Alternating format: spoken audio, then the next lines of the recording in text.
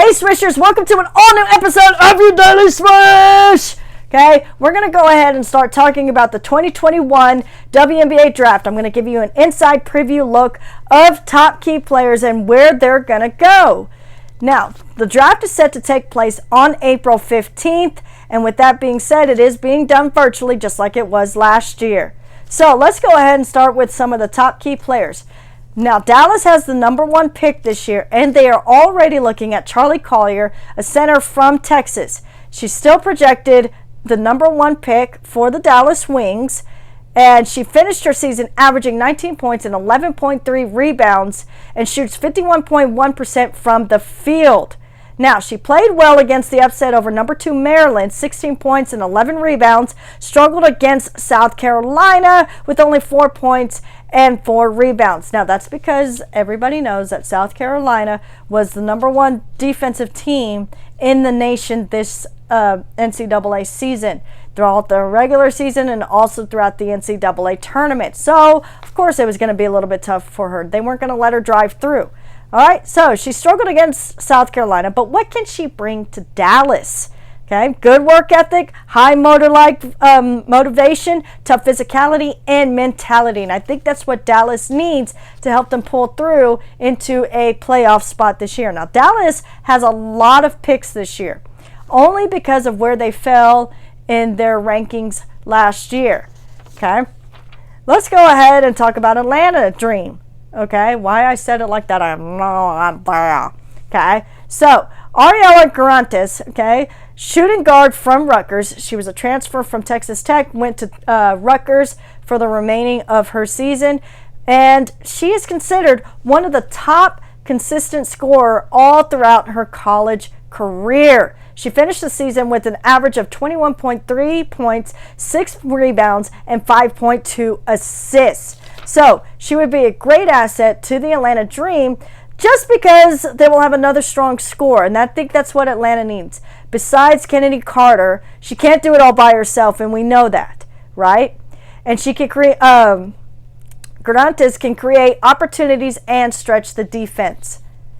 Indiana Fever has been looking at Rania Davis, okay, a small forward from Tennessee.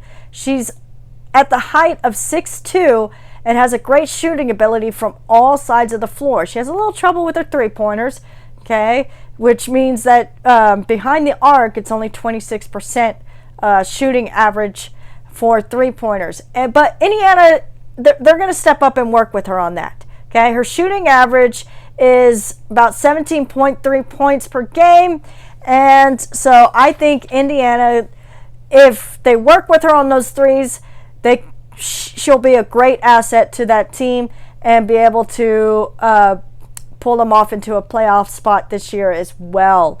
Okay, now Dallas Wings again coming in with another pick, the number 5 pick, and they're looking at who else? None other than Aari McDonald. Okay, point guard from Arizona. Everybody should know who this girl is.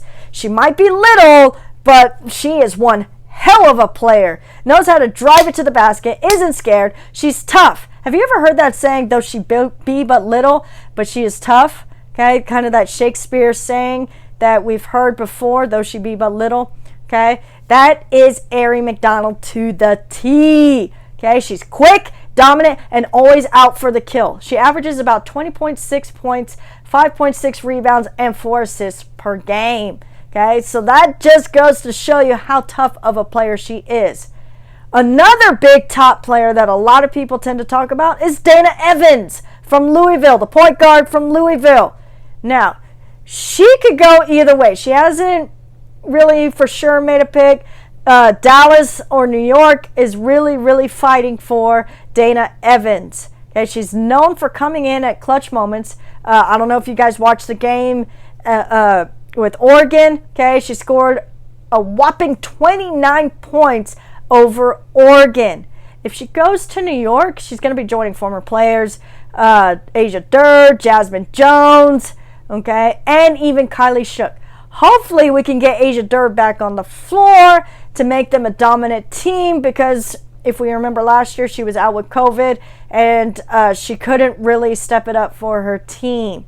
Okay, Liberty, if they get her, They already know what kind of player they're going to have on the team, and I feel like the New York Liberty, especially with Sabrina Ionescu coming back, returning this season, woo! Okay, they're going to be a dominant force. Okay, let's talk about Chelsea Dungey. Okay, shooting guard from Arkansas. She has excellent scoring ability. She averages about 22.3 points per game. Of course, Dallas is really, really looking for her too, hoping to get her onto the Dallas Wings.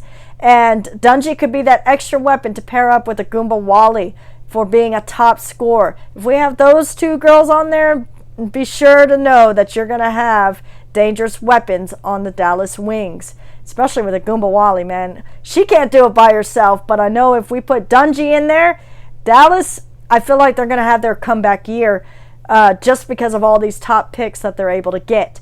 Kiana Williams, a point guard from Stanford. Okay, national champion Stanford star could go to the Chicago Sky. Okay, I smell trouble on the Chicago Sky. Not in a bad way, but more like, I don't want to go up against this team. This team makes me nervous. Okay, I would be nervous if I was going up with the Chicago Sky if Kiana Williams decides to go there. And Kiana Williams kills it on the court. She averages 14 points per game, assists 3.1. She is just an all-around dominant player. And if you guys don't already know this, but throughout her college career, she scored 311 three-pointers to include in the NCAA tournament and the national title championship game. She could be a dominant force with Vandersloot. And if Vandersloot takes her under her wing, oh my God. Chicago Sky is going to be unstoppable because they have Candace Parker, they have Stephanie Dolson, Vandersloot, Quigley, and now you're going to add Williams to that picture. Guys, watch out. Okay, Dejanay Carrington, okay, the shooting guard from Baylor, okay, had an impressive 22 points in their Elite Eight loss to UConn. Now, we're not going to talk about the foul controversy. Let's keep that out right now. Okay, but she averages about 14.1 points, rebounds, about 5 rebounds per game, 4.9. She's a strong player, stands tall at 5'11", and doesn't steer away from physical plays. We've seen this all throughout the NCAA season this year. Okay, so this might be exactly what Bill Laimbeer and the Aces need to keep themselves on top, because they just lost players like Kayla McBride. Okay, she's no longer with the Aces. She's with the Minnesota Lynx. So maybe Carrington could be that extra cushion right there with Liz Cambage, okay, and helping that lower post end on the court. Now, let me give you some news about Vina Westbrook, because we were still wondering, like, is she going to go? Is she not going to go? Is she going to finish out her junior season or senior season, actually, with UConn? And since she's only a junior, she was one of the few that was able to opt in because of the corona pandemic, and go straight into the WNBA Draft. Now, if Vina Westbrook has made her statement made, she will return for UConn in the 2021-2022 NCAA season and hopefully get that championship next year. Okay, so that's it that I have for you guys today. That is your daily swish. Be sure to check out the WNBA Draft on ESPN on April 15th. Mark your calendar, get your DVR ready, get your TV set, get all your snacks ready for the draft, and let's have a party. So hopefully you guys enjoyed this preview. Until next time, if it ain't hot, it ain't a swish.